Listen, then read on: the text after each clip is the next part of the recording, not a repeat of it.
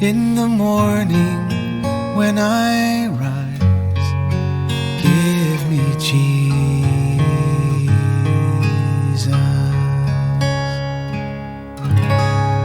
Good morning. First, let me clear up something that you might have misunderstood me saying yesterday.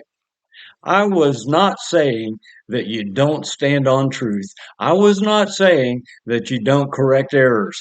What I was saying was when the devil comes at you, has already made up his mind, you don't argue with a predetermined, hard-headed, hard-hearted, demonic mindset. See, Pilate said, "Are you the Christ? Are you the Messiah?" And Jesus said, "Yes, as you said." Well, that should have settled it.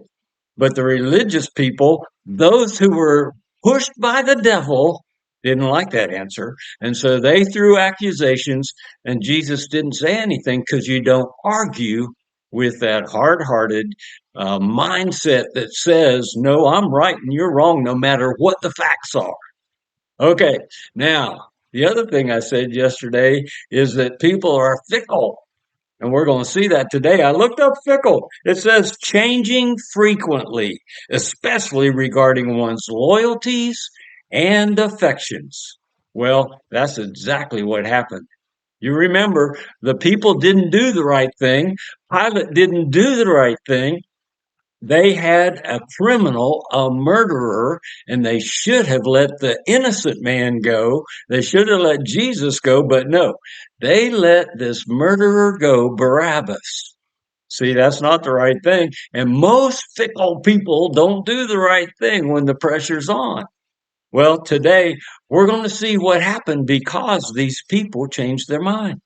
Let's face it, today is what we call Palm Sunday. Today's the day that Jesus rode into Jerusalem on a donkey. And the people said, "Blessed is he who comes in the name of the Lord." They were all for Jesus. They were praising Jesus. They were waving palm fronds towards Jesus and laying them on the path. Now, what are they saying today? Well, we're in Mark chapter 15, and I'm going to read verses 13 through 15, and they say this. Well, so Pilate asked, "What should I do with this guy?" Pointing to Jesus.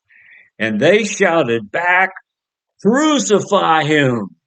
These are the same people that were praising him. Blessed is he that comes in the name of the Lord. The same fickle people. Verse 14, Pilate said to them, "Why? What evil has he done?" But they shouted all the more, "Crucify him." Now look at what Pilate does. He should have said, well, too bad. This guy's innocent. I'm going to let him go. But instead, wishing to satisfy the crowd. Why do we live our lives to please fickle people? Why do we? Why don't we stand on truth? Well, that's what Pilate should have done, but he didn't. Wishing to satisfy the crowd, Pilate released Barabbas for them. And after having Jesus scourged, oh my goodness, he was beaten. His body, scripture says, was beaten to where you couldn't even recognize him as a human being anymore. And he took those stripes for our healing. By his stripes, we are healed. Surely he has borne our sickness and our pain. Well, that's what scripture says, and I believe it. Well, after he was scourged, he was handed over to be crucified. You look at this situation and you have to see how the enemy is in the middle of all of it. And the enemy is still alive and active today in your life and mine.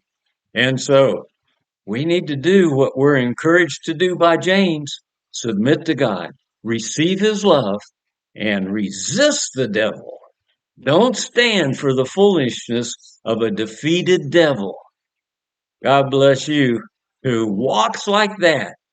I look forward to being with you again tomorrow. You know, it's no accident. We started Mark with no thought about Easter, but here we are talking about the crucifixion as we come into Holy Week and see what Jesus suffered as he was preparing to go to the cross. I'll see you tomorrow. Give me Jesus. Give me me Jesus. You can have all this world, but give me Jesus.